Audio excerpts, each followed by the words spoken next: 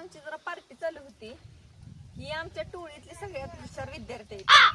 मग म्हणलं आता ह्या आमच्या चौघा जणांनी जरा प्रश्न विचारावं. कुणाला विचारता पहिला प्रश्न? ह्यो आहे आमचा बाल्या. काय नाव आहे? बाल्या बाल्या बाल्या. हो हा विचारा.